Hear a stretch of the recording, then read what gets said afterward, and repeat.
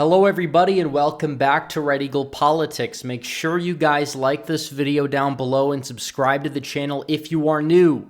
So, Kevin McCarthy earlier yesterday said bring it on because Matt Gaetz wanted to put up to a vote to remove McCarthy because McCarthy, as Speaker, is not keeping his promises. He's putting liberal pork in spending bills. There's this ongoing fight that potentially could lead to a government shutdown. Either way, McCarthy has not kept his promises. And McCarthy said, bring it on, try to get rid of me. Well, sometimes you get what you wish for, and that is exactly what happened. Kevin McCarthy gone. He is not the Speaker of the House anymore because of Matt Gaetz. And this move sparked some controversy, even on the right, that said, well, if you're voting with Democrats, you're not doing the right thing. This is what these people said. This is what Dan Crenshaw tried to say, acting like, oh, well, you're just a diva. Well, honestly, McCarthy should have kept his word. How about that for a change? Dan Crenshaw is just upset that you're going to have potentially a better speaker in there. If all of the rhinos are trashing this move, and then you may have some well-meaning people concerned trolling it, what does it tell you? It tells you that it probably was the right move. Because Democrats, yeah, they want McCarthy gone, mainly because they don't like him because he's a Republican. They would vote to remove pretty much anybody from power. And that part is very true. And they easily could have made a deal with McCarthy, but McCarthy didn't want to do it. So you have these rhinos, you have people like Dan Crenshaw, they're going out there, they're defending McCarthy, but either way, it doesn't matter. They're just coping because their little golden boy, who is Zelensky's puppet with an R next to his name, is not going to be there anymore. And as a result, they can cope and they can seethe. And it's even better when you realize the fact that McCarthy's not running. He's not going to run for the Speaker position anymore. So regardless of what happens, boom, it's over. No more McCarthy. And all the names we've seen floated, they're better than McCarthy. Steve Scalise is better than McCarthy. None of these names are necessarily going to be perfect. You're not going to probably end up with the Speaker Biggs or something like that. But either way, it shows that if you mess around, you're going to find out. And that's exactly what McCarthy did. And this is a very good thing in that department. And if you get a speaker that's worse, oh, they'll do the same thing. You'll put it up for a vote. What happens? You can take them out. You can remove them. And that's exactly what happened here. This just took a small amount of Republicans to do this.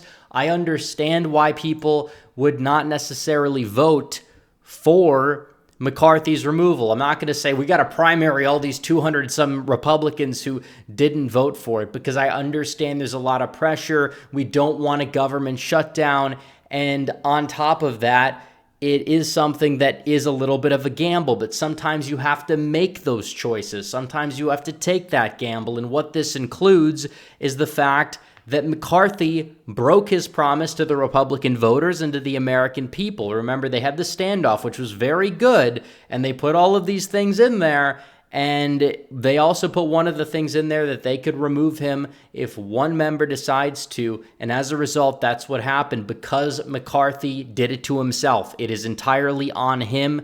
You can complain about Matt Gaetz. You can call him a diva. You could say whatever you want. I'm tired of it. I'm tired of it. The bottom line is this is Kevin McCarthy being held accountable, and that's all it is. So we could talk about who the next speaker should be. We could have that debate. We could have that discussion. It's going to happen within the next week. But either way, this is something that is unprecedented. McCarthy had the shortest speakership tenure since I think the 1870s. It's been that long. But you know what? Like I said, that's what happens when you decide to mess around and find out this is the new Republican Party. Kevin McCarthy probably is a better speaker than somebody like Paul Ryan was, but it's not good enough, and we understand that we need to demand more. Less caving, less liberal pork, less foreign aid. We got to go out there, and we need leadership that is capable of victory, not just for our party, but our country as well. And you look at somebody like McCarthy, he was not leading us down that road. So what's going to happen? It takes a little bit of a select few group of people to go out there and remove him, and that is exactly what happened. And there were people who voted, and you could see this here, voting to vacate. There are some that voted against the motion to the table. And then you have to look at those who voted to vacate. Andy Biggs out of Arizona, great representative there. Ken Buck out of Colorado, Tim Burchett of Tennessee, Eli Crane of Arizona, Matt Gaetz, Bob Good, Nancy Mace of all people. I mean, either way, she's doing it for libertarian reasons. I still don't like her. I still don't trust her. She's not conservative in any slight. She's a rhino on many fronts, but still, either way, good for her, I guess, by proxy. And also, you have Matt Rosendale of Montana, who will be in a very contentious primary, more likely than not for that Senate seat, where the Republican establishment is trying to force feed through somebody like Tim Sheehy. But nevertheless, you're looking at this, and it kind of just shows that this is what happens when you decide to go out there and turn your back on the base and turn your back on the party. We could talk about, well, there may be negative effects from this. We could talk about, oh, well, we might have a shutdown. But either way, accountability matters. That's the bottom line here. We could deal with that stuff afterwards. We could deal with that stuff in the next coming weeks or so. But either way, what we have to deal with right now is the fact that we just removed McCarthy from leadership.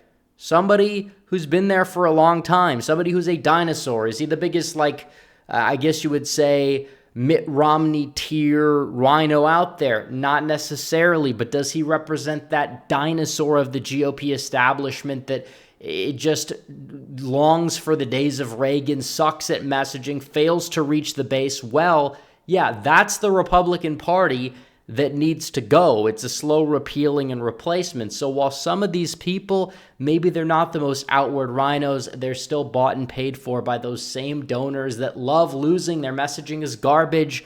They don't stand for anything. They cave when it most matters to the uniparty establishment. That's a problem. And that's really what Kevin McCarthy in many ways symbolized, even if, he wasn't as bad as some of these other people. That's not exactly the standard that I think we should hold our leaders to. Oh, well, he's marginally better than Paul Ryan. Really?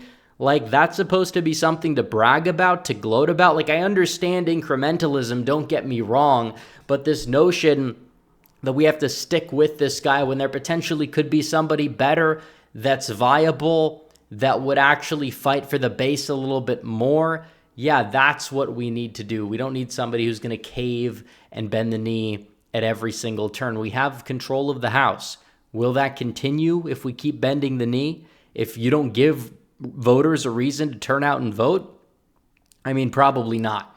Now, thankfully, Donald Trump is going to be on that ballot in 2024, so it's not exactly a midterm year where if you don't give people a reason to turn out, they're not going to. But given how poorly the Republicans did in many House districts, and there are many reasons for that, there's no way you could look at somebody like McCarthy, who was that party leader, and say, hey, this guy deserves to be speaker. And some Republicans in the House decided to oppose his speakership bid. And now, even though he got through, despite caving to a lot of demands, it still wasn't enough. He is out the door, folks. He is out the door. Bye-bye, Kevin McCarthy. We'll deal with picking up the pieces of this tomorrow, throughout the rest of the week. Obviously, they're going to put the speakership up to a vote. Some people are saying it's going to be Scalise. Some people are saying it's going to be Tom Emmer. I mean, some of these names I'm not entirely 100% thrilled with, but they're better than McCarthy enough to the point where we could say, hey, you know what, that's a victory. And it's also symbolic. Even if you end up replacing him with somebody who's just marginally better, it's you mess around, you're going to find out. And while McCarthy said, bring it on, he found out what happens when you bring it on with the new rising America First conservative wing of the Republican Party. So thank you, Matt Gaetz. Anyways, guys, thanks for watching this video. Like this video down below, comment down below, subscribe to the channel, hit the bell for notifications so you never miss another video.